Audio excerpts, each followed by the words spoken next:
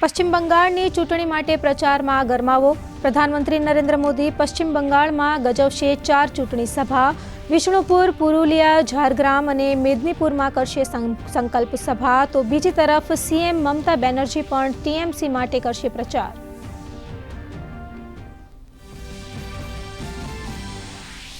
કેન્દ્રીય ગૃહમંત્રી અમિત શાહનો તમિલનાડુમાં ઝંઝાવાતી ચૂંટણી પ્રચાર. ઈરોડમાં રોડ શો યોજી એનડીએના ઉમેદવારો માટે કર્યો પ્રચાર. રોડ શોમાં ઉમટી જોન મેદની. ડીએમકે સત્તા બચાવવા માટે સંપૂર્ણ રીતે સક્રિય. તો ટીવીકેનો પણ ઝંઝાવાતી ચૂંટણી પ્રચાર.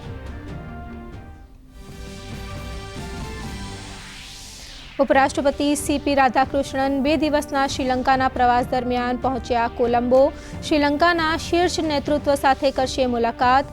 ભારતીય સમુદાય સાથે પણ કરશે વાતચીત. આ પ્રવાસથી બંને પાડોશી દેશોના સંબંધો બનશે વધુ મજબૂત.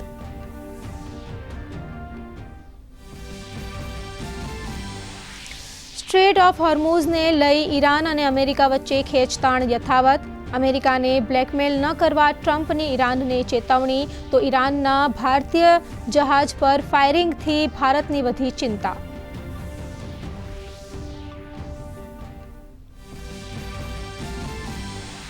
સ્થાનિક સ્વરાજની ચૂંટણીમાં મત અંકે કરવા તમામ રાજકીય પક્ષો લગાવી રહ્યા છે જોર. આજે નાયબ મુખ્યમંત્રી હર્ષ સંઘવી વલસાડ અને સુરતમાં કરશે વિકાસ સંકલ્પ સભા.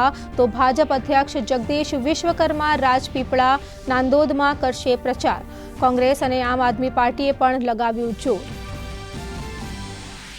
અમદાવાદના ધંધુકામાં થયેલા સંઘર્ષ બાદ હાલ અજંપાભરી શાંતિ. ગતરોજ એક યુવાનનું થયું હતું મોત. હત્યા કરનાર આરોપીની ધરપકડ. 20થી વધુ તોફાની તત્વોને કરાયા ડિટેન. શાંતિ જાળવી રાખવા પોલીસની અપીલ.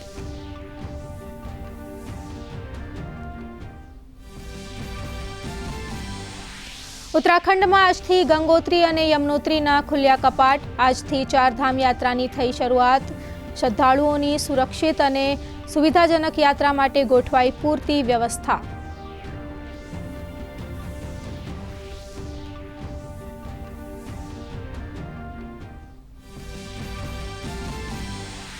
આજે અક્ષય તૃતીય પર્વ એટલે વણજોયું મુહૂર્ત. આજના શુભ દિવસે સોના ચાંદીની ખરીદીની પરંપરા.